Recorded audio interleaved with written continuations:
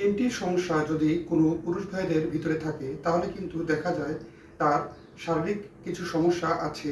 বিশেষ করে এই তিনটি লক্ষণ যদি কোনো বিবাহ পূর্ববর্তী সময়ে কোনো পুরুষ ভাইয়ের সমস্যাটি দেখা যায় তাহলে কিন্তু তার মেডিকেলি প্রবলেম থাকার সম্ভাবনা থাকে এবং বহুগুণে বেড়ে যায়। এবং তার ভিতরে প্রথম যে বিষয়টি সেটি হচ্ছে মর্নিং ইরেকশন।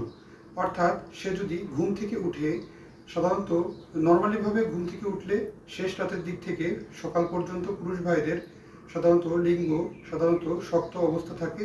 এরকমটি যদি না হয়ে শিথিল অবস্থা দেখা যায় বা মর্নিং ইরেকশন বা লিঙ্গ যদি নরম বা শিথিল অবস্থায় থাকে তাহলে কিন্তু তার একটু শারীরিক সমস্যা থাকার সম্ভাবনা বেড়ে যায়। দ্বিতীয় নম্বরটি হচ্ছে অল্প উত্তেজনার মধ্যে বীর্যপাত হওয়া। কারো ক্ষেত্রে আবার সাধারণত আনকন্ট্রোলিভাবে তাদের সামান্য একটু উত্তেজনা ভাব আসার মধ্যেই যদি বীর্যপাত সমস্যা বেড়ে যায় তাহলে কিন্তু এটি সমস্যা আরও বাড়িয়ে দিল, তার মানে আপনাকে আরেকটু বেশি ভেবে দেখতে হবে। এবং তৃতীয় নম্বর লক্ষ্যটি হচ্ছে সাধারণত আমি পারবো না কিংবা আমি আমার স্ত্রীর সামনে যেতে পারছি না, অত্যন্ত পরিমাণ দুশ্চিন্তাগ্রস্ত, ভেঙে পড়ছি মানসিকভাবে, এরকম বহুল সমস্যাগুলো সাধারণত তার ভিতরে কাজ করে, অর্থাৎ মানসিক দুশ্চিন্তা কাজ করে। এরকম দুশ্চিন্তা সাধারণত তার এই রোগটিকে আরও বহুগুণে দুশ্চিন্তাগ্রস্ত করে তোলে এবং এটি হচ্ছে সামথিং রং, অর্থাৎ তার এই রোগটি অত্যন্ত বেশি বেড়ে গিয়েছে। তার মানসিক চাপ তাকে সঠিক ক্ষমতা থেকে, যৌন ক্ষমতা থেকে অনেক দূরে সরিয়ে দিচ্ছে। তার এই শারীরিক সমস্যা বহুগুণে বেড়ে যাওয়ার একটা সম্ভাবনা প্রকোপ হয়ে ওঠে।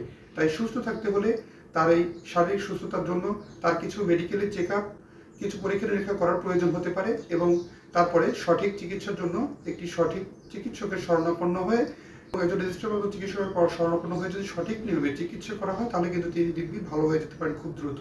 তাই আপনারা অবশ্যই একটু সচেতন হন এবং সঠিক খাদ্যাভ্যাস এবং শরীরচর্চার মাধ্যমে সুস্থ স্বাভাবিক জীবনে ফিরে আসতে এটি খুব সহজ ভূমিকা পালন করে এবং খুব গুরুত্বপূর্ণ ভূমিকা পালন করে। ধন্যবাদ। আজকের অনুষ্ঠানটি কেমন লাগলো অবশ্যই কমেন্ট করে জানাবেন।